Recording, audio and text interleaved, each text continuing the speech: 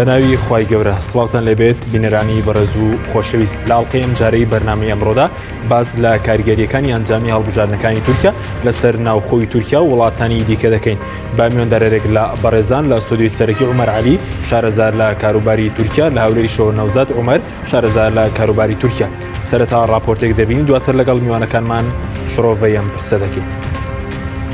ڕاگەیاندنی ئەنجامی هەڵبژاردنەکانی پەرلەمان و سەرۆکایەتی تورکیا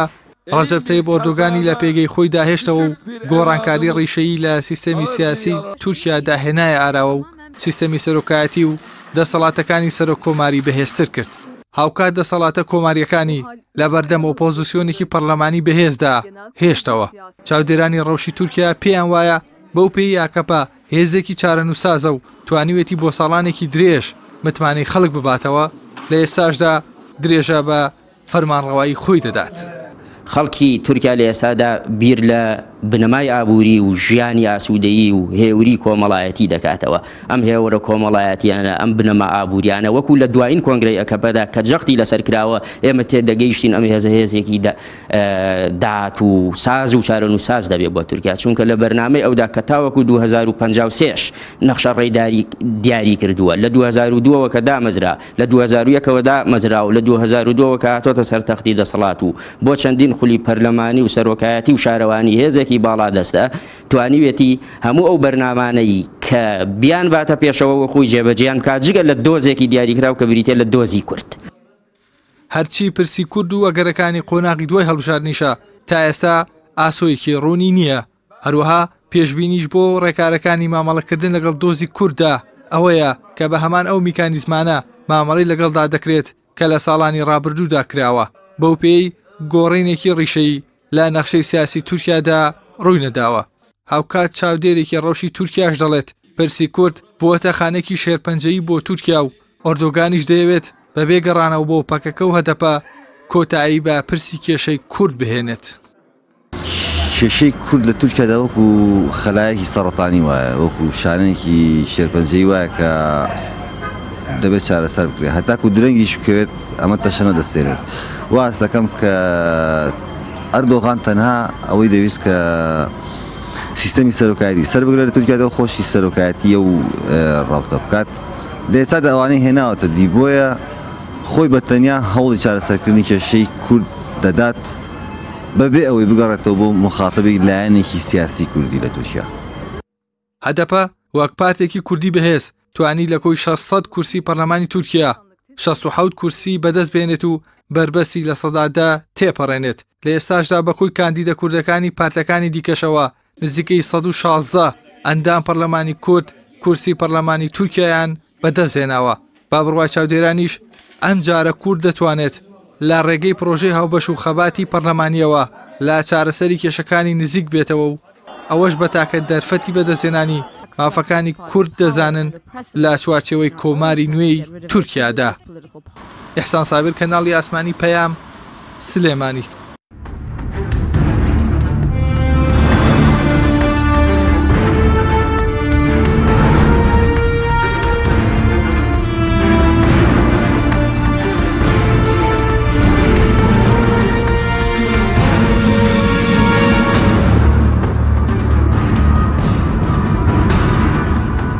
جارێکتر سڵاوتان لێبێت بەڕێزان، سوپاس بۆ میوانەکانمان. مامۆستا عومەر بەخێر بێن. ئەگەر سەرەتا لە بەڕێستانەوە دەست پێ بکەین، سەرنجی بەڕێز لە سەرنجامی هەڵبژاردنەکان پێتان وایە چی لە سەرۆکایەتی چ لە هەڵبژاردننی پەرلەمان کامانە بوون ئەو لایەنەی کە براوە بوون و کامانە بوون ئەو لایەنەی کە دۆڕاوبوون؟ بەڵێ سەرەتا سوپاسی بەڕێستان و بینەرانی خۆشەویستی ژەکەین بۆ ئەم بەرنامەیە. ئەگەر سەرنجێک بدەین لەو ڕاپرسیانە و لەو توێژینەوانی کە لەسەر بابەتی هەڵبژاردن لە تورکیا کراون،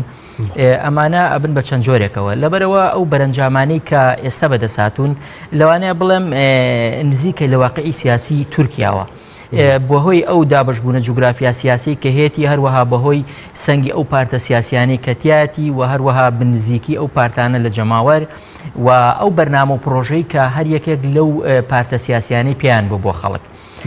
بەسیفەتی ئەوەی کە پارتی داد و گەشەپێدان بە درێژایی 16 ساڵی ڕابردوو یەکەمین پارتی براوە بووە لە هەموو هەڵبژاردنەکاندا نزیکەی 20 بۆ 18 هەڵبژاردننی یەک بە دوایە کراوە لە شارەوانی و سەرۆکایەتی و ڕاپرسی لەسەر دەستور و هەموو ئەوانە لەبەر ئەوەی پارتی براوەی یەکەم بووە و ئۆپۆزیسیۆن لەم وڵاتەیە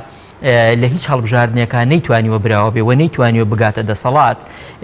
لە ئەو وڵاتانەشا کە ئۆپۆزیسیۆن ماوەیەکی زۆر لەبەری ئۆپۆزیسیۆنیا ئەمێننەوە و ناتوانن بگەنە دەسەڵات وردە وردە ئەم ئۆپۆزیسیۆنە ڕوو لە لاوازیە کات چونکە ڕۆژ بۆ ڕۆژ لە جەماوەەر دوورەکەونەوە و خەڵکیش بە هەموو چین و توێژەکان هەریەکان بەرژەوەندێکی تایبەتی لەگەڵ دەسەڵات و لەگەڵ بەرژەوەندەکانی خۆی و لەگەڵ خزمەتگوزاری و لەگەڵ شتەکانی دیکەیە هەیە لەبەر ئەوەی ئەم پارتە سیاسیانە ناتوانن ئەو بەرژەوەندیە گشتیانەی خەڵک دابین بکەن لەبەر ئەوە پارتە سیاسیەکان وردە وردە ڕوو لە لاوازبوونەکەن بە تایبەتیش ئەگەر دەسەڵاتێک بێ نزیک بێ لە خەڵک و خزمەتگوزاری بۆ خەڵک زۆر بێ و گەشە بە بواری ئابووری بدا و بودجە و باری گوزەرانی خەڵک چاک بکە لەبەرەوە لەم بارودۆخە سیاسیە ئۆپۆزیسیۆن ناتوانێت گەشە بکە لەبەرەوە ئێمە ئەبینین هەڵبژاردننی ئەم جارە ئەگەر سەیری بکەی زۆر جیاوازی نییە لە هەڵبژاردنەکانی 2015 و ساڵانی پێشووتر ڕێژەکان بەپێی دابشبوونی جوگرافیای سیاسی پارتە سیاسیەکان لە تورکیا نزیکن لە یەکەوە یعنی ئێمە ئەبینین پارتێکی وەکو جەهەپە کە دووەمین پارتی بەهێزی تورکایە ڕێژەکەی لە درێژایی چەند ساڵی ڕابردووە لە 16 ساڵی ڕابردووی دەسەڵاتی ئەکەپەیە ڕێژەکە تەنها ئەگۆڕێ لە نێوان لە 121 بۆ بە 122 ئەو پەڕیەگاتە لە 125 و لەوە زیاتر گەشە ناکە بۆ جەهەپە پارتێکە لە ساڵی 1923 و پارتەکەی کەمالەتا تورکە یعنی بە درێژایی مێژووی سیاسی تورکیاوە لە سەرای دروستبوونی دەوڵەتی نوێی تورکیاوە خەڵک شێوازی مامەڵە و هەڵسوکەوت و عقلیەتی سیاسی و ئەدەبیاتی سیاسی ئەم پارتیان بینیوە لەبەرەوە خەڵک حەماسێکی نییە بۆ زیندووکردنەوەی ئەم پارتە بیگەێنێتەوە دەسەڵات پارتی دووهەمی بەهێز لە تورکیا بریتە لە مەهەپا ئەمە کە ئەمی شار پارتێکە مێژوویەکی کۆنی هەیە و لە ساڵەکانی چلەوە سەری هەڵداوە ئەم پارتەش پارتێکی وەکو بڵێ ڕەگەزپەرستی نەتەوەی تورکیا یعنی زۆرتر جەختەکاتەوە لەسەر نەتەوەی بوونی تورکیا لەسەر تورکبوونی تورکیا لەسەر پێداگرتن لەسەر لە دیوەکەی ترەوە ئەلمانیەت و لەسەر تورکبوون و لەسەر شوناسی تورکبوون و لەسەر پاراستنی یەک پارچەی خاکی تورکیا و ئەمانە لەبەرەوە ئەویش یعنی ئەم پارتەش بە درێژای حکوومەتەیەک بە دواییەکانە بە جۆرێک لە جۆرەکان بەشداری سیاسی هەبوو و لە دەسەڵاتی سیاسیە بەشدار بوو سەرکردەکانی ناسراون و دواجاریش ئەم پارتە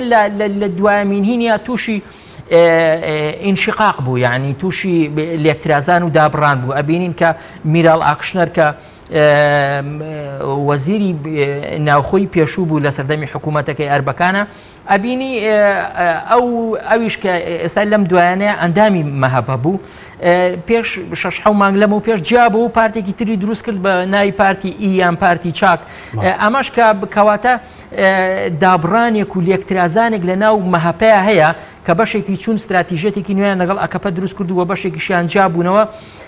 ئەمە حاڵی پارتە بەهێزەکانی ناو تورکایە ئەم پارتانە پارتە بچووکەکانی تر ڕۆڵێکی ئەوتوان نییە وەکو پارتی سەعادە و پارتی نیشتیمان و پارتی نەتەوە ئەوە نە لە ڕووی جوگرافیای سیاسیەوە نە ڕووی دەسەڵاتی سیاسیەوە نە ڕووی دابەشبوونی ئەندامان و لایەنگرانیان لەناو کۆمەڵگای تورکیا لەبەرەوە ئەکەپا ئێمە یعنی بە هەرچۆنێک باسی بکەین و هەرچۆنێک ڕخنەمان لە سیاسەتەکانی هەبێ بەڵام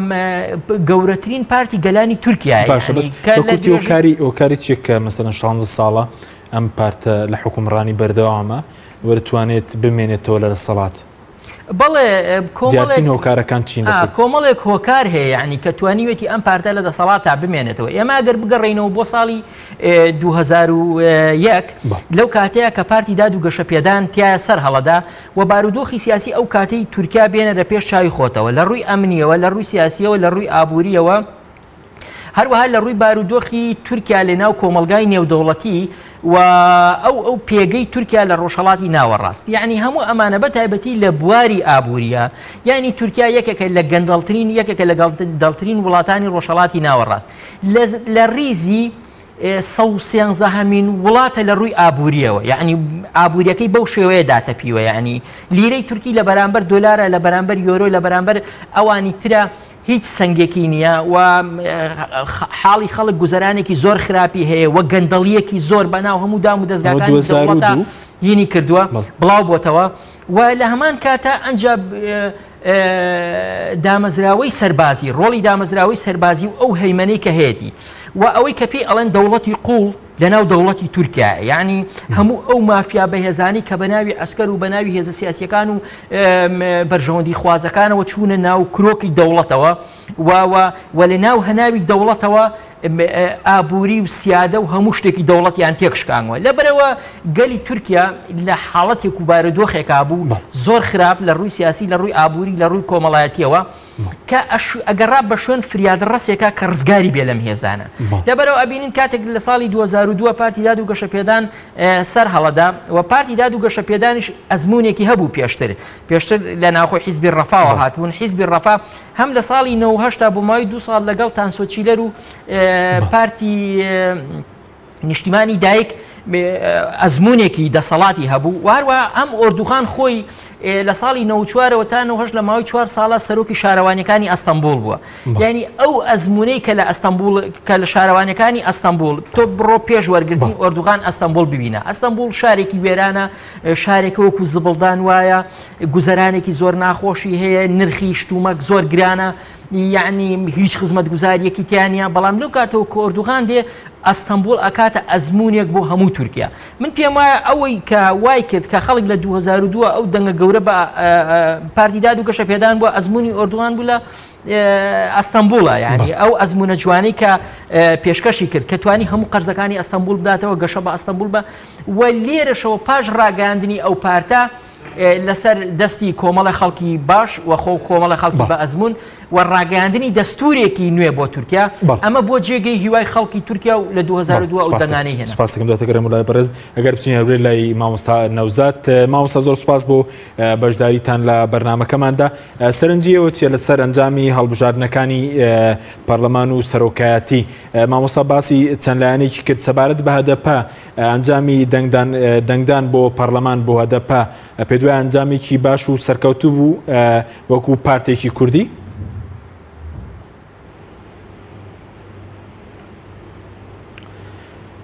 بەڵێ بەنای خوای گەورە و میهرەبان زۆر سپاس بۆ ئەم دەرفەتە سڵاو ڕێزی تایبێتم بۆ برای بەڕێزم مامۆستا عومەر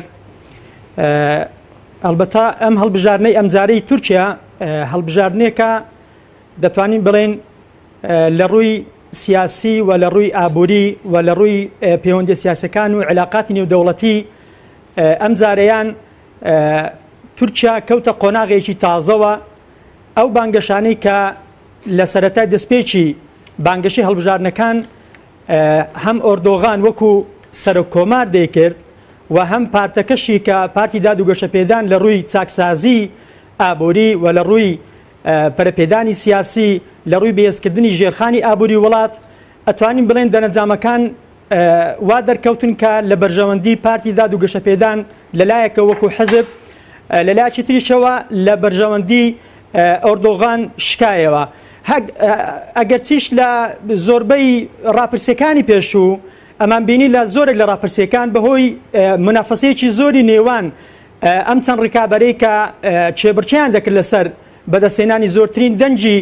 دەنگدەرانی تورکی شەقامی تورکی بۆ سەرۆکایەتی کۆمار ئەتوانین بڵێن ئۆردۆغان تا ڕادەیەک ترسی لێ نیشت بوو بەڵام بەهۆی بە دەرکەوتنی ئەنجامە بەرایەکانی هەڵبژاردننی تورکیا دەرکەوت کە ئۆردۆغان بەڵێ ئەمجارە توانی لە گەڕی یەکەمەوە لە خولی یەکەمەوە بتوانێت ئەم بربەستە تێک بشتێنیتن و ئەم بربەستە بپەڕێنیتەوە کە زیاتر لە 150 دەنگەکانی دەنگدەری تورکی بۆ لای خۆی ڕابچێشێتن ئەمە لەلایەکە و لەلایەکی تریشەوە سەبارەت بە پارتی بڵێن هەدەپە ئەم پارتە کە پارتێکی کوردیە ئەتوانین بڵێن بە بەراورد لەگەڵ هەڵبژاردننی ڕابردوودا ئەم پارتە ئەتوانین بڵێن تەکانێکی باشتری بەخۆی وەداوە لەلایەکەوە کە سەرکردەیەکی گەورەی کاریزمای ئەم پارتە لە سجنە کە بەڕێز سەلاحەدین دەمیرتاشە ئەم پارتە لە تاڕادەیەک لە ڕووی سایکۆلۆژی دەنگدەرانیەوە تاڕادەیەک خەڵک ئەتوانین بڵێن ئارام نەبوو بەڵام بەهۆی ئەم دەنگە زۆرەی کە توانی بە تایبەتی لە شارە کوردیەکان لە زۆربەی شارە کوردیەکان زۆرترین دەنگدەری کوردی لە باکووری تورکیا بەدەستبێنیتن ئەتوانین بڵێن هەدەب توانی ئەمجارە بربەستێکی تەواو بشێنیتن و ڕێژەیەکی زیاتری ئەندامانی پەرلەمان بنێریتن بۆ پەرلەمانی تورکیا لەگەڵ ئەوەشدا کە ئەمجارە ڕێژەی پەرلەمانی تورکیا ڕێژەی کورسیەکانی زیادی کردووە بۆتە 600 مەقعد 600 کورسی بەڵام لە هەمان کاتیشدا هەدەب توانیوێتی هەم بربەستی سەدە ببڕیتن لەلایەکەوە لەلایەکی تریشەوە نزیکەی 67 ئەندام پەرلەمانی بەدەستهێناوە کە ڕێژەیەک لەم ڕێژەیە لەم ئەندام پەرلەمانانە کوردن ئەتوانین بڵین بە شێوەیەکی گشتی هەدەب قۆناغێکی نوێی دەست پێ کردووە ئەتوانێت لە داهاتوودا بە کێروێکی بەرزەوە بە دەنگێکی زۆرەوە بە دەنگێکی درێرەوە بچێتن بۆ پەرلەمانی تورکیا بۆ ئەوەی ئەم بەرنامەی کە هەیەی لە داهاتوودا لەگەڵ پارتەکانی تر شانبەشانی پارتەکانی تر بتوانی بەرنامەکەی لە پەرلەماندا جێبەجێ بکات. بەڵێ بە بۆ چوونیەوە مامۆستا نەوزاد ئەوەی کە هەدەپ توانی لە سەدا 11 بێنێ ئەم جارەوە بربەستی لە سەدا دەتێ پەڕێن بچێتەوە ناو پەرلەمان و ژمارەی کورسیەکانی لە 59 کورسیەوە کردو بە 67 کورسی لە پەرلەمانی نوێی تورکیا پێ دوایە هۆکارەکەی چی ینی چی وای کرد کە هەدەپە بتوانێت دەنگەکانی زیاد کەچکە زۆر لە چاودێران چاوەڕێوە بوون کە هەدەپە نەتوانێت بربەستەکە تێپەڕێنە بۆی کە ژمارێکی زۆر لە پەرلەمانتار و سەرکردەکانی لە زیندانەکانی تورکیادا.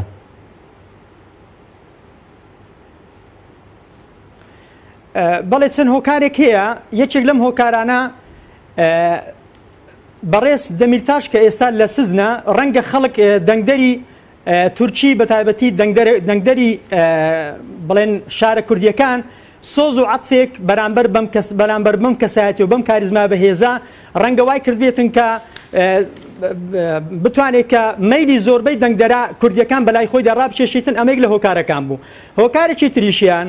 ئەتوانین بڵێن بەڕاستی هەدەب لە سەرەتای بانگەشەکانی و ئەگەر تەماشا بکەین ئەو ئەندامە کاریزمایانەی خۆی ئەندامە باڵەکانی و ئەندام پەرلەمانەکانی کەسایەتە سیاسەکانی توانیان لە زۆربەی دیبیتەکاندا لە زۆربەی کەرنەڤاڵەکانی کە لە کاتی بانگەشی هەڵبژاردندا بەڕێوان دەبێت لە شارە کوردیەکان و لە سەرجەم شارە گەورەکانی تورکیادا ئەتوانین بڵێن بەرنمەیەکی ڕۆشنیان هەبوو بەرنمەیەکی تێر و تەسەریان هەبوو بۆ داهاتووی تورکیا ئەمە دوو هۆکاری گرنگ بوو وای کرد کە بتوانێت دەنگدەرێکی زۆر بەلای خۆی دەڕابچێشێ لەلایەکی تریشەوە حاڵەتێکی ئەسکەرتاری لە زۆرێک لە شارە کوردیەکان هەبوو ئەم حاڵەتە ئەسکەرتاریەتە لەلایەن سوپای تورکیاوە وای کردبوو کە بەڕاستی خەڵکێکی زۆری دانیشتوانی ناوچە کوردیەکان تاڕادەیەکی زۆر بێزاریان دەربڕیوە بەرامبەر بە لەشکرکێشەکەی بڵێن سوپای تورکیا ئەمە لەلایەک وای کردووە خەڵکیشتی تووڕە کردووە کە سیاسەتە تاکڕەویەکەی ئۆردۆغان وای کردووە بە تایبەتی بەرامبەر بە کورد ئەم سێ هۆکارە هۆکاری زۆر کاریگەر بوون کە هەدەب بتوانێت ئەمجارە دەنگێرێکی زۆر بەلای خۆ ڕابچێشیتن و دەنگەکانی زیاد بکە بە بەڵاوت بە هەڵبژارنەکانی ڕابردوو. بەڵێ سوپاس دەکەم مامۆستا عومەر سەبارەت بە هەر هۆکارەکانی مانەوەی پارتی دادوگەشە پێدان ینی جگە لە ڕوو ئابوووریەکەی کە بەڕێزوتت لە ڕوو ئابوووریەوە تورکیا پێشکەوت لە ڕووی سوپاوە ڕۆڵی سوپای لاواز کرد لە پرۆسی سیاسی کاریگیری ئاین هەیە مەسەرەن ئاینیش وەکو یەکێک لە هۆکارەکانی مانەوەی دادوگەشە پێدان لە دەسەڵات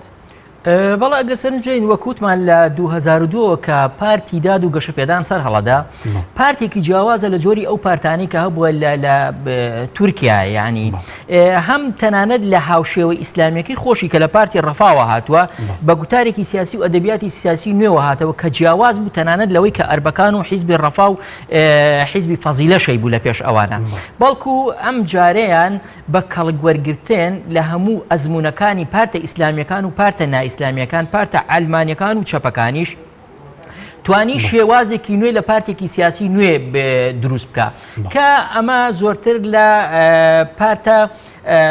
دیموکرات مەسیحیەکانی ڕۆژئاواچێ یان پارتە محافەزەکارەکان و کۆنزەرواتیزمەکانی ئەوروپا چێکە هەندێک پارتی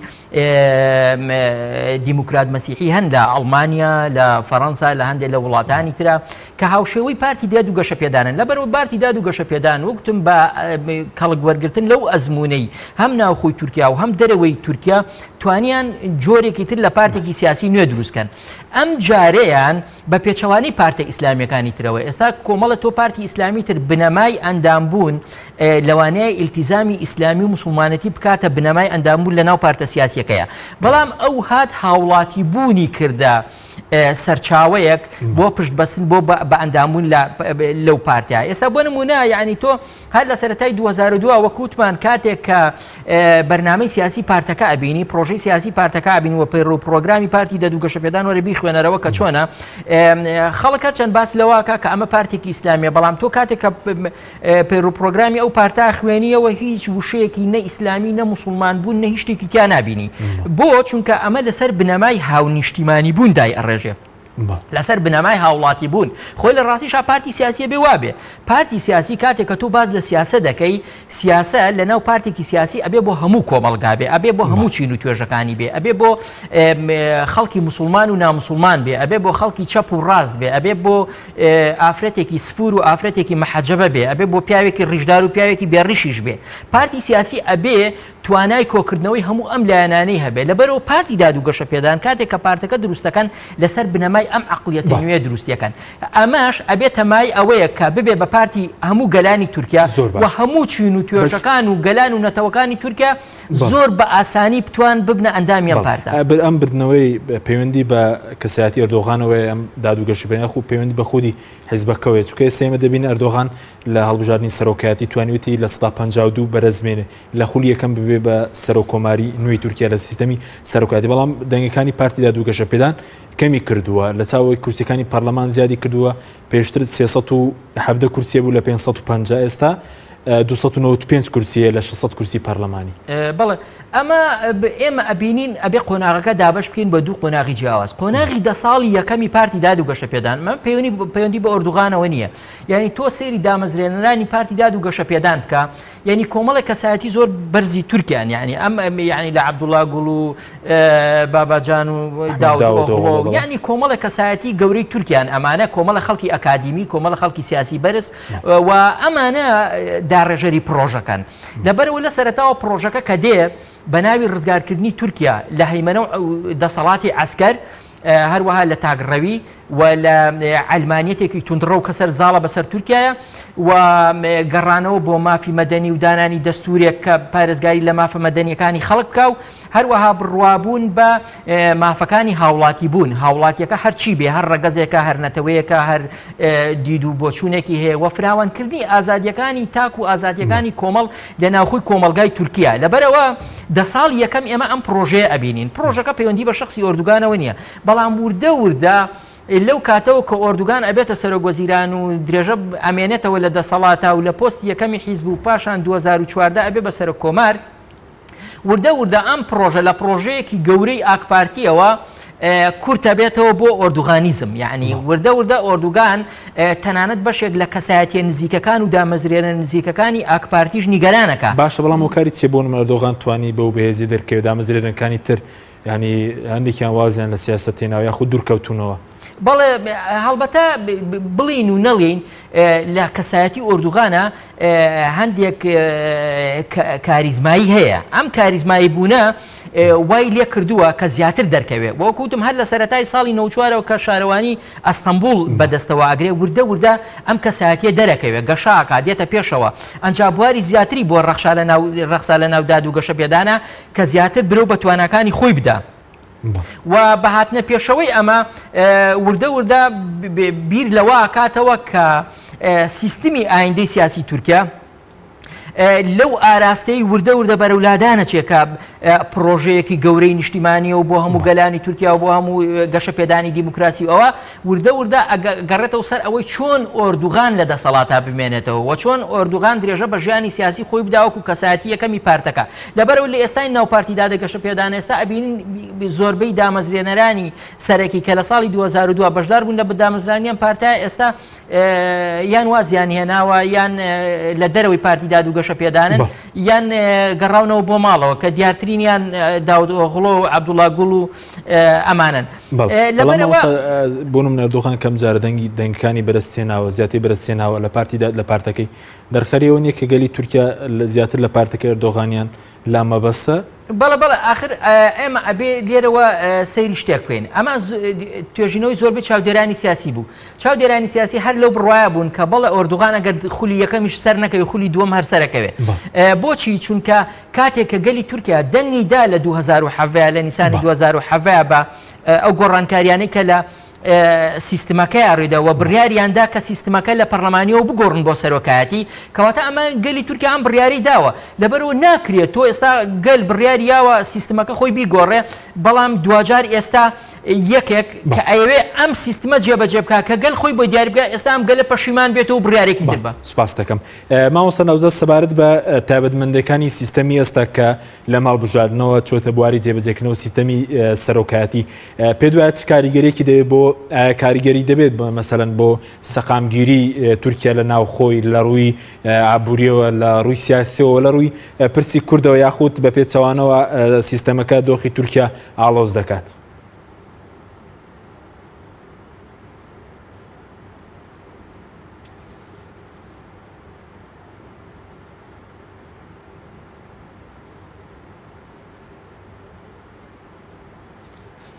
بەڵێ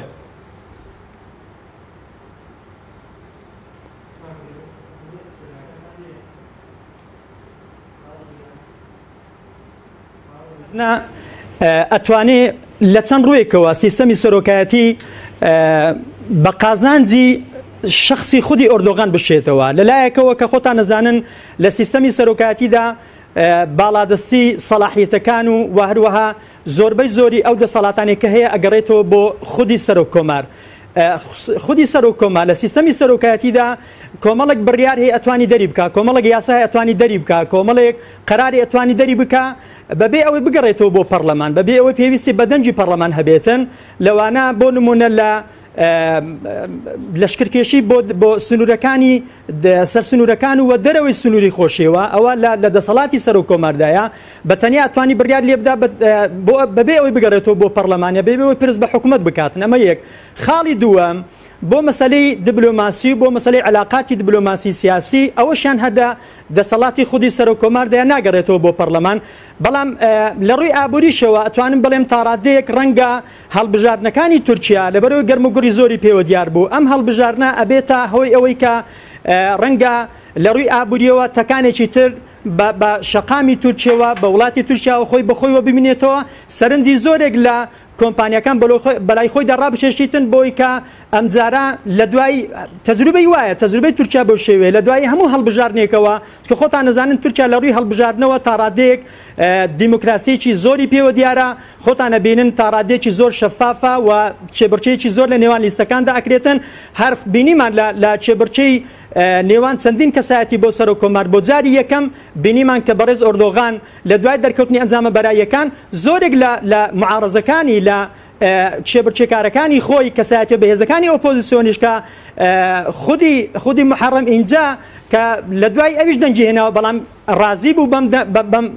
بەم ئەنجامە پیرۆزبایی لە ئۆردۆغان کردووە وە کەسایەتەکان کەش بە هەمان شێوە خۆ ئەزانین کە لە تورکیا لە دوای هەموو هەڵبژاردنێکەوە سەقامگیریەک بۆ تورکیا ئەگەڕێتەوە لە حاڵەتێکی ترەوە لەلایەکی ترەوە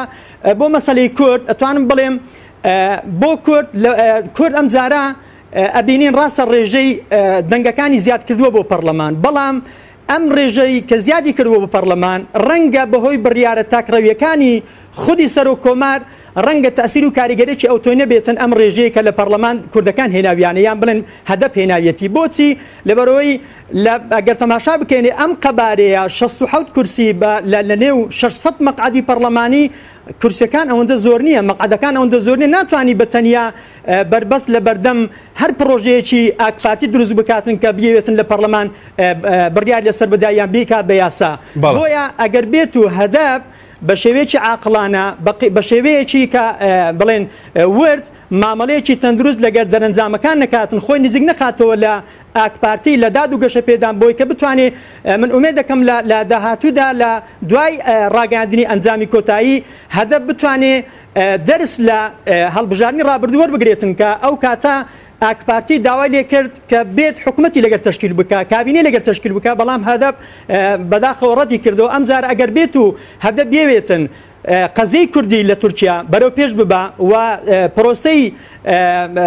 ئاشتەوایی لە نێوان کوردەکان و لە نێوان حکومەتی ئاکپارتی لە نێوان حکومەتی تورکیا دروست بکاتن ئەبێ بەڕاستی هەنگاوی زۆر ژیرانە بنێتن بتوانی خۆ نزیک بکاتەوە لە پارتی دادوکەشە پێدان بۆ ئەوەی بەلایانی کەم بتوانرێتن لە داهاتوودا ئەو ڕێژەی کە کورد هەیەتی بتوانی زیاتر دەنگی دەنگدەری کوردی تورکیا بەدەستبێنێتن و بەلای خۆی دەڕابچێشێتن. بەڵێ کەواتە مامۆستا زۆر بە کورتی یعنی باشین چارەسەرەوەی کە دوای ڕاگەیانی ئەنجامی کۆتایی هەدەپە پەیوەندیەکانی باشتر بکاتەوە لەگەڵ پارتی دادوگەشە پێدان چووکە لە هەڵبژاردننی 2015 پەیوەندیەکانی زیاتر ئاڵۆز بوو بۆ مەسەلەی پشگیری نەکردنی پارتی دادوگەشە پێدان بۆ سیستەمی سەرۆکایەتی پێ دوایەمە هەڵبژاردنەی 2010 پەیوەندیەکانی باشتر بکات لەگەڵ دادوگەشە پێدان ئەمە لە خزمەتی مەسەلەی کوردە لە تورکیا.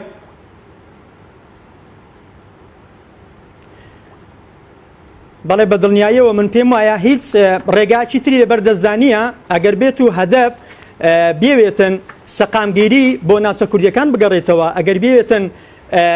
بەرنامەی خۆی زیاتر پەرە پێ بداتن دەنگی دەنگدەرانی کورد زیاتر بەلای خۆی دەڕابچێشیتن بە تایبەتی لە ناوچە کوردیەکان ئەبێ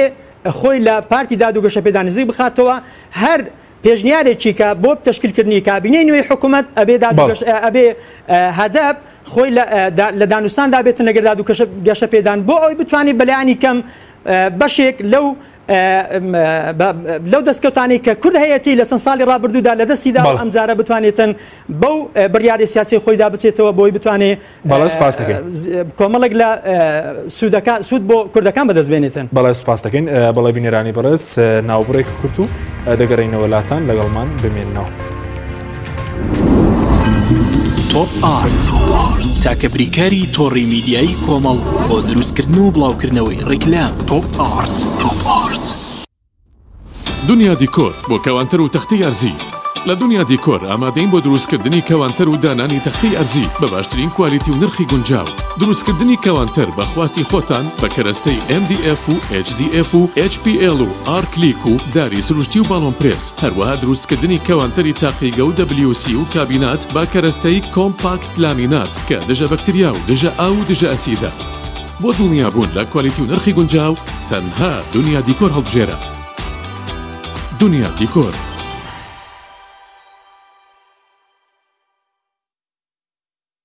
گروپی کۆمپانیەکانی نوێکار بۆ جوانکاری بیناسازی. گروپی کۆمپانیەکانی نوێکار لە وەرزێکی نوێی کارکردنیدا هەڵدەستێت بە داشکاندنێکی بەرچاو بۆ سەرجەم مەوادی جوانکاری بیناسازی و پێداویستیەکانی. هەمیشە تۆکمەی و جوانی و خێرایی لە پێشینەی کارەکانیەتی وە سەرجەم کارەکانی کۆمپانیای نوێکار زەمانی 10 ساڵی لەگەڵدایە. لە سەرجەم پارێزگاکانی هەرێم کار دەکەین و گواستنەوە و بەستن بێ بەرامبەرە. لە ئەزمموی کارەکانمان هەمیشە تۆکمەی و جوانیمان دڵنیاکەرەوە بۆ کڕیارانمان. ناونیشان کەلار شەقامی سەرەکی لیوا بازار بەرامبەر مزگەوتی تەقوا. گروپی کۆمپانیەکانی نوێکار. فانسینێت خێراترین هێڵی ئینتەرنێت بە داوەلۆندی بێسنوور ئێستا لە خزمەت کڕیاراندایە. فانسینێت جۆرەها کارتی پڕکردنەوەی بۆ ئامادە کردوون کە سەرجەمیان داوەلۆندیان بێ سنوورە بۆ ماڵ و شوێنە گشتیەکان. کارتی 9000 دیناری بۆ ماوەی 1 هەفتە. کارتی 7000 دیناری بۆ ماوەی 15 ڕۆژ. کارتی 30000 دیناری بۆ ماوەی مانگێک. کارتی 40000 دیناری بۆ ماوەی مانگێک و بە خێرایی زیاتر کە تایبەتە بە یاری ئۆنلاین. هێڵی فانسینێت لە ڕێگەی ئامێرێکی تایبەت کە لە سەرباندا دەنرێت وەردەگیرێت و لە ڕێگەی گەێنەرێک بۆ ئامێری بڵاوکردنەوە لە ناو ماڵەکەت یان شوێنی کارەکەت کاری پێدەکرێت. ژمارەی تەلەفۆن 070 224 75 74 یان 050 194 36 37. فانسینێت.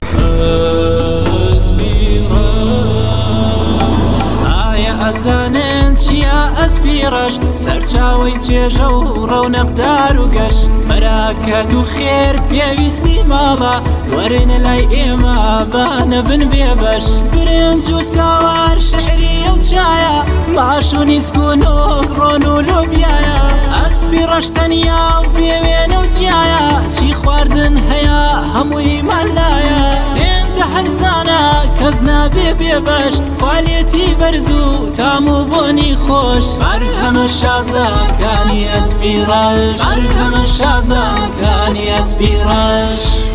بەرهەمەکانی گروپی ئەسپیڕەش. تۆپ ئارت تاکە بریکاری تۆڕی میدیایی کۆمەڵ بۆ دروستکردن و بڵاوکردنەوەی ڕیکلام. تۆپ ئارت.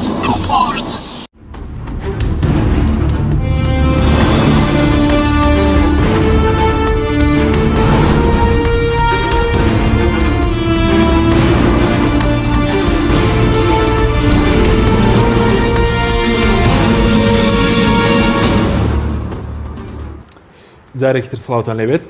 بەڕێزان مامۆستا عومەرەکە بگەڕم وڵای بەڕێز سەبارەت بە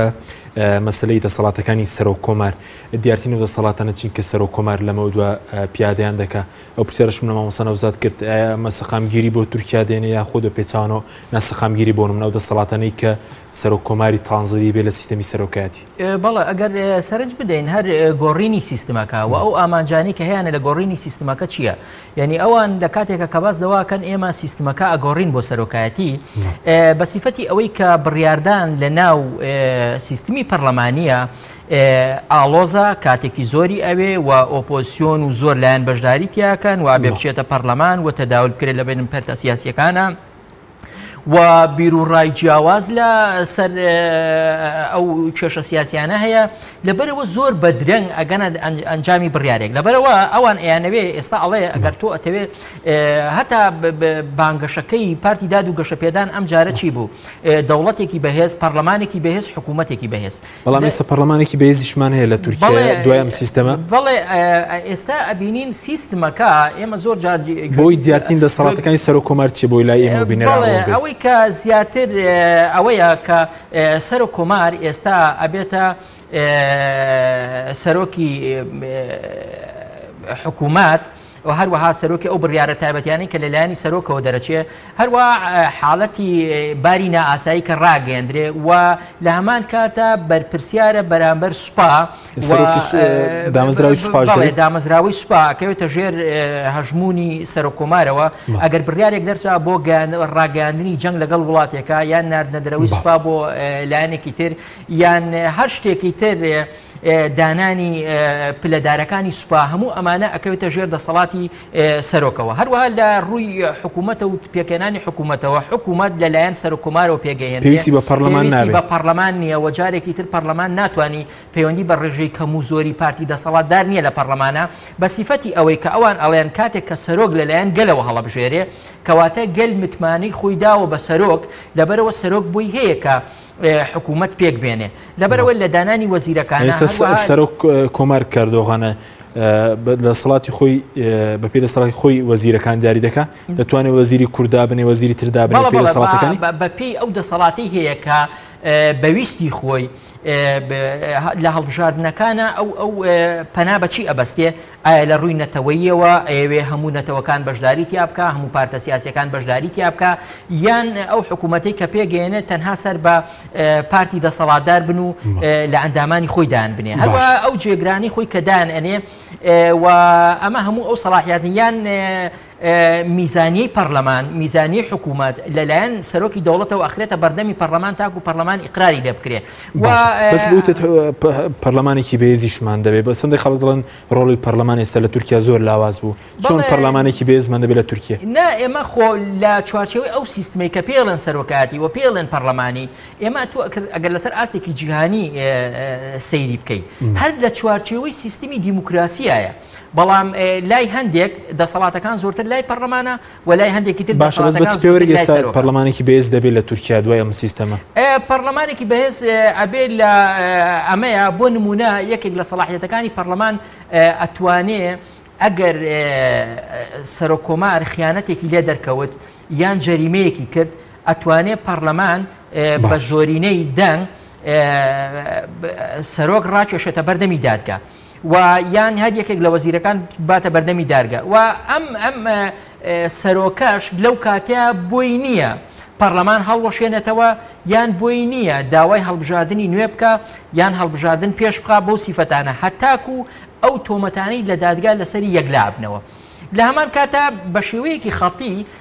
ئەتوانێت جۆرێک لە جۆرەکان بەڵام نەگوەکو جاران چاودێری حکوومەت باشە بەس سەبارەت بە بۆ نمونە دەنگی هاوپەیمانی ئەکەپە و ماپە لە ناو پەرلەمانە ئێستاوان بە پێی دوایین دەرەنجامەکان 344 کورسیان هەیە پەرلەمانی تورکیا 600 کورسی پەرلەمانە بۆ دەرکردنی یاساکان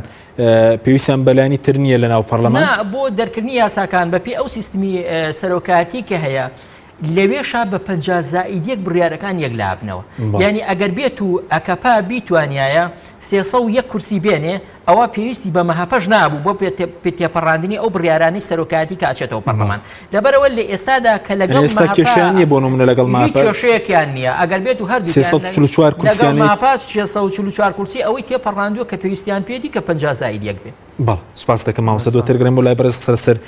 دەنگیەدە پە بۆچی زۆری نەنیە لە ناوچە کوردیەکان مامۆستا نەوزاد سەبارەت بە کاریگەری ئەم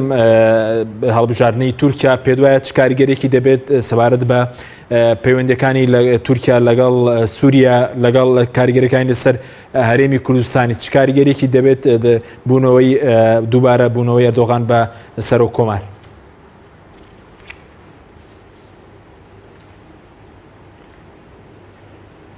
بەڵێ بەر لەوەی وەڵامی پرسیارەکەت بدەمەوە هەر ئیزافە بۆ قسەکەی برای بەڕێزم مامۆستا عومەر سەبارەت بە سەلاحیەتەکانی سەرۆک کۆمار طبعاً سەرۆک کۆمار ئەوجارە لەبەرەوەی لەلایەن شەقامی تورکیا و ڕاستەخۆ هەڵبژێردراوە کۆمەڵی سەلاحەتی زۆر گەورەی لەبەردەستدایە یعنی سەرۆک کۆمار ئەتوانێت لە هەر حاڵەتێکدا ئەتوانێت خودی پەرلەمان هەڵوەشێنیتەوە یعنی ئەم دەسەڵاتی سەرۆک کۆمارە ڕاستە سەرۆک کۆمار ئەگەر خیانەتێکی نیشتیمانی کرد ئەو کاتە پەرلەمان ئەتوانێت یەکلای بکاتەوە ئەتوانێت بیدات بە دادگا بەڵام لە هەمان کاتیشدا ئەم سەلاحەتە گەورە و ڕەهایە لە بەردەستی سەرۆکی کۆماردایە ئەتوانێت پەرلەمانیش تعتیل بکات لە هەر حاڵەتێکدا بۆیە بەڵام بۆ مەسەلەی یاساکان هەندێک یاسا هەیە ئیلا دەبێت بە دەرکردنی یاساکان بۆ تەزدیقکردنی ئیلا دەبێت سەرۆک کۆمار بگەرێتەوە بۆ پەرلەمان لە ڕێگای پەرلەمانەوە مسادقە بکرێتن وەکو میزانیەی ساڵانەی بڵێن حکوومەت وەکو میزانی ساڵانەی دەوڵەت دەبێت بە هەمان شێوە ئەویشیان لە ڕێگای پەرلەمان ئەگلا بکرێتەوە سەبارەت بە وەڵامی پرسیارەکەی بەڕێزێ طبعاً ئەم هەڵبژاردنێکی گرنگ و چارەنووساز بوو لە ناوخۆی تورکیادا وەکو باسم کرد لە وەڵامی پرسیاری پێشتردا هەر هەڵبژاردنێک لە تورکیادا تەکانێکی گەورەتر بە شەقامی تورکی دەبەخشێتن لە نێویشیاندا بە شێوەیەکی گشتی چۆن تەکانی بە شەقامی تورکیا داوە و تەکانێکی گەورەشی بە شەقامی کوردی داوە لە ناوخۆی تورکیادا کورد ئەم جارە بەهۆی بەدەستێنانی ئەم ڕێژە زۆرەی دەنگدەرکە ئەمە بیرمان نەچێتن کاک حەچیم هەرچەندە ڕێژەی کورد لە ناوچە کوردیەکان کە متمانەیان بە هەدەف داوە بەڵام ڕێژەیەکی لەوە زیاتریش لە ناوچە کوردیەکان و لە شوێنەکانی تریشدا دەنگیان بە پارتەکانی تریش داوە وەکو پارتی داد و گەشە پێدان کە پێم وایە نزیکەی لەو 295 مەقعدەی نزیکەی 6 مەقعدی پەرلەمانتاری کورد ئەچێتە لەسەر لیستی داد و گەشە پێدان ئەچێتە پەرلەمان ئەمەش هەر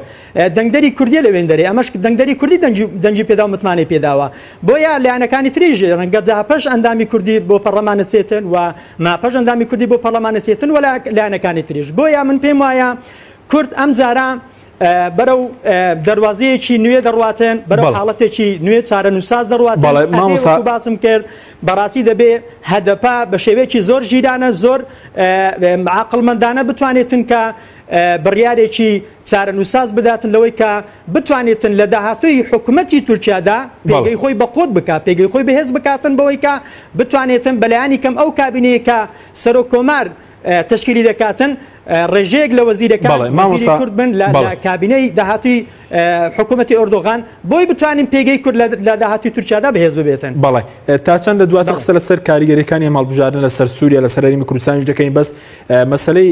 هەژمونی پاکەکە تا چەند کاریگەری هەیە لەسەر هەدەپە بۆ بڕیاردان لە قۆناغی دوای ئەم هەڵبژاردنە لە تورکیا هەژمونی پاکەکە بەسەر هەدەپەوە کاریگەری دەبێت لەسەر چۆنێتی ڕێکەوتن لەگەڵ داد و گەشە پێدان بەڵێ طبعا ئەمەش گرفتێکە هەموو جار کە دوای هەڵبژاردنەکان هەدەپا ڕوبەڕووی زۆرێک لە ڕخنەکانی سەرکردەکانی پەکەکە دەبێتەوە خۆتان نەزانین کە عەتفێکی زۆر نزیکێکی زۆر و کاریگەریێکی ڕاستەخۆ ناڕاستەوخۆی پەکەکە بەسەر هەدەپ وەیە بەڵام هەروەکو باسم کرد لە هەڵبژارنی پێشتردا بەهۆی کاریگەری و هەڵوێستە نەگۆڕەکانی پەکەکە کە توانی کاریگەری لەسەر بڕیاری هەدەپیش دروست بکاتن ئەمە یەک لە هۆکارەکان بوو کە هەدەپە نەچۆ ژێرباریەوەی کە بتوانێت دانوستان لەگەر ئەکەپە بکاتن و بۆی بەلانی کەم لە حکوومەتی داهاتووی تورکیادا بەشدار ببێتن بەڵام ئەم جارەیان دەبێ وەکو باسم کرد دەبێ هەدەپ ئاگادار بێتن نەکەوێتە ژێر کاریگەری پەکە خۆتان دەزانن پەکەکە ڕاستە حزبێکی گەورە و کاریگەری چەکدار ئێستا لە سنوورەکانی تورکیا سنووری هەرێمی کوردستان بەڵام خۆتان دەزانن بەهۆی لەشکرکێشیە گەورە و کاریگەرەکەی تورکیا ئێستا لە ناوخۆی لە سنووری تورکیا و لە ناوخۆی هەرێمی کوردستانیش بەداخەوە ئەمە وای کردووە کە توانیویەتی بە ڕێژەیەکی زۆر بەرچاو گرفت لە بەردەم چاڵەکیەکانی پەکەکە دروست بکات نزیکبوونەوەیەکی هەدەپ لە پەکەکە ئەتوانی کاریگەریی زۆر دروستەکە بەڵام بیرمان نەچێت کاک حەچی من ئەمەوێتن بۆ بەڕێستان بۆ بینەرانی خۆشەویستی ڕوونی بکەمەوە بەداخەوە لە ڕابردوودا لە دوای هەڵبژارنەکانی 2015 لە سزن ئۆجەلان بەڕێز ئۆجەلان داوای لە پەکەکە کرد کە چەکدا بنێن بۆ ئەوەی پرۆسی ئاشتی سەر لە نێدەست پێ بکەنەوە لەگەر حکوومەتی تورکیا و بتوانن چاڵەکیەکانی خۆیان لە ناوخۆی تورکیا ئەوجارە پەرە پێ بدەن بە شێوەیەکی مەدەنیانە بتوانن لە کورد لە تورکیادا پێگەی خۆی قایم بکە و بەهێز بکە بەڵام بەداخەوە دیارە ئەو کاتە نەیانتوانی بسنە ژێرباری ئەو پێشنیارەی بەڕێز ئۆجەلانیش بەڵام ئەوجارە ئومێد دەکەم کە هەدەپ بتوانێت ئەم کاریگەریەی کە دروستی کردووە لە ڕێی حاڵەتی مەدەنی و شێوازی مەدەنیەکە لەسەری بەردەوام بێت مامۆستا زۆر بە کورتی کاریگەریەکان لەسەر سووریا و هەرێمی کوردستان زۆر بە کورتی بچووکە کاتم نەماوە بەڵێ خۆتان سەبارەت بە کاریگەریەکانی لەسەر سووریا طبعاً تورکیا توانیوێتی هەموو ئەو لەشکرکێشیانەی کە لە دەرەوەی سنوورەکانی خۆی ئەنجامی داوا دەتوانانی برێن بە 80 هەمووی دەتوانین بڵێن تێیدا سەرکەوتوو بووە خۆتان بینیتان لە ڕابردوودا لە چەند مانگی ڕابردوودا بەهۆی لەشکرکێشێکی زۆر توانی لە ماوەی 6 ڕۆژدا بتوانیتن شارێکی گەورەی کوردی وەکو ئەفرین داگیر بکاتن و پێگەی خۆی لەوێ قایم بکە و بەردەوامیش تا ئێستانێکەش ماوەتەوە لەسەر ڕۆژی ڕابردوودا بینیمان بە شێوەیەکی ڕێککەوتن توانی لەگەر ئەمریکا ڕێک بکەوێتن لە منبەنجش پێگە خۆی قایم بکە ئەمە پێگە و کاریگەری تورکیا لە داهاتوودا لە دوای هەڵبژارنەکان پێمان لە سووریا زیاتر بەهێز دەبێتن سەبارەت بە هەرێمی کوردستانیش بەڵێ من پێم وایە بەهۆی عێلاقە و پەیوەندی ئابووریەکانی تورکیا لەگەر هەرێمی کوردستان هەر دەتوانێت لە داهاتوودا پێگەی خۆ زیاتر قایم بکات بەهۆی لەشکرکێشەکەی کە لە سنووری کوردستان کردوێتی هەم لە حاڵەتە ئابووریەکەش بامان شێوە زیاتر بەهێز بکاتن سپاس دەکەم مامۆستا عومەر کاتمان کەمەوە سەبارەت بەوەی کە بۆ چێدەپە لە هەڵبژارنەکان ناتوانین دەنگی سەرجەم مەسەرەن دەنگی کورد بۆ خۆی بەرزبێنێت چونکە کۆمەڵێک ئامار هەیە لەبارەی بۆ نمونە باز لە 57 پەرلەمانتاری هەدەپە دەکرێت لە ناوچە کوردیەکان هەدەپە 44 کورسی بەرزهێناوە ئی پارتیە کورسی ماپە 6 کورسی جاپە 8 کورسی بۆچی نەیتوانێت دەنگی سەرجەم کورد بەرزبێنێت بەڵێ ئەوەی کە یەکێک لەو پرسیارانەی جێگەی ئیشکالیەتە بۆ هەدەپ ئەوەیە کە ئێستاش بۆچی ئایا ناتوانێت ڕێژەی تەواوی دەنگی کورد ئەگەر پارتێکی کوردیە و ئەگەر نوێنەرایەتی خەڵکی کوردستانی باکوورەکە و هەروەها لە هەوڵی بەدەستێنانی مافە سیاسیەکانی گەلی کوردایە بۆچی ناتوانێت تەواوی دەنگەکانی باکووری کوردستان بۆ خۆی مسۆگەر بکات لەبەرەوە بەڵێ زیاتر ئەوەیە ئێستا لە کوردستانی تورکیا چەند شتێک هەیە یعنی ئێستا تۆ ئەزمموی ئەکەپەت هەیە ئەزمموی ئەکەپا کە پارتێکی نیشتیمانیە هەموو چین و توێژەکان لە دەوری خۆی کۆکاتەوە و توانێت بێ پارتی گەلانی تورکیا بە شێوەیەکی گشتی لەبەرەوە لە کوردستانی باکووریشا تۆ پێویستت بە پارتێکی نوێ هەیە پارتێکی نوێ پارتێکی نائیدۆلۆژی پارتێکی کراوە ببێ بە پارتی هەموو گەلانی بەڵێ یعنی ئەگەر تۆ سەیری هادە بکەی وە سەیری سەرکردەکانی هادە بکەی وە لە نزیکەوە کۆنسەی سەرۆکاتیان ببینی و ئەندامەکانیان و پەیڕۆ پرۆگرامیان ببینی جەختکردنەوەی لەسەر چەبوونی ئەم پارتە لەسەر ئەلمانیبوونی ئەم پارتە زیانی داوە لە بەڵێ ئەگەر کەواتە لەم ڕوانگەوە ئەم پارتە هادەپ ئەوەنگەی لە خەمی چەپەکانی تورکیادایە ئەوەندە لە خەمی ئەوەیە نییە کە بتوانێت هەموو هاوڵاتیانی کوردستانی تورکیا کۆ بکاتەوە لە چوارچەوەی پارتێکی سیاسی نیشتیمانیە لەبەرەوە ئەگەر بێت و هەندێک گۆڕانکاری نەکا و هەندێک پێداچوونەوە بەخۆیدا نەکا و نەتوانێت هەندێک ڕەخنە لە خۆشی بگرێ لە لایەکی ترەوە نزیکیان لە پارتی کرێکاران و ئەو هەژمونەی کە پارتی کرێکاران بەسەریا هەیەی ئەمەش ئیشکالێکی گەورەی لەناو هەم کۆمەلگای کوردی هەم کۆمەلگای تورکیا دروست کردووە لەبەرەوە ئەبێ ئەم ئیشکالەیە گلا بکاتەوە لە نێوان پشتیوانیکردن لە هێزی چەکداری و توندوتیژی و پشتیوانیکردنی پاکەکە یان وەکو هێزێکی مەدەنی سیاسی لە ناوخۆی کوردستانی تورکیا ئیشەکە و بەشداری پەرلەمان و گەمە دیموکراسیەکانەکە لە تورکیادا ماوسنی خولک سەبارەت بە وڵاتان بۆچی وڵاتان کاردانەوەی وڵاتان چی بوون منە وڵاتانی عربی لە بەرامبەر هەڵبژاردنەکە کاردانەوەیان بەرامبەر بە سەرکەوتنی ئەردۆغان خۆشحاڵ نین بە سەرکەوتنی ئەردۆغان بە کورتی بێسپاس بەڵێ ئەگەر لە سەرەتاوە سیر بکەین لەوانەیە دابەشە بن بۆ هەندێک وڵات و بۆ هەندێک لایەنی سیاسی و بۆ هەندێک پارتی سیاسی لەوانەیە بڵێم بەشێک لەمانە پێخۆشحاڵ نەبوون بە سەرکەوتنەوەی ئەردوغان بەڵام بەشێکی تریان پێخۆشحاڵ بوون ئەوانەی کە پێخۆشحاڵ نین ئەوانەیە حەز ناکەن ئەزمونێکی دیموکراسی ئەزمونێکی پێشکەوتو ئەزمونی دەوڵەتێکی سربەخۆ و گەشەکردو لە ڕووی ئابوووریەوە لە ناوچەی ڕۆژهەڵاتی ناوەڕاستە گەشە بکە لەبەرەوە ئەمانەی بەڵام هەندێکی تر کە چاوەڕوانی ئەوەن تورکیا ببێتە نمونەیەکی دیموکراسی نمونەی گەشەپێدانی مافی گەلان و نمونەی گەشەپێدانی ئابووری و دەوڵەتێک کە سەروەری خۆی پارێزێ ئەمانە پیرۆزبیان کرد و ئەمریکاش لەگەڵ سەرکەوتنی ئەردۆغانە نەبوو ئەمریکا لە ڕووی هینەوە حەزی ناکرد کە بەڕاستی سەرکەوێت بەڵام کاتێک کە سەرەکەوێتەوە لەبەر پاراستنی بەرژەوەندەکانی پیرۆزبایی زۆر سپاس بۆ بەرز مەرعەلی شارەزا لە کاروباری تورکیا لە سەرۆی سەرەکی هەروەها نەوزاد عومەر شارەزا لە کاروباری تورکیا کە لاولێرەوە لەگەڵ مابوو سپاس بۆ بینەرانی بەرز سپاس بۆ هاوکاران تا بەرنامەیەکی تەخەڵ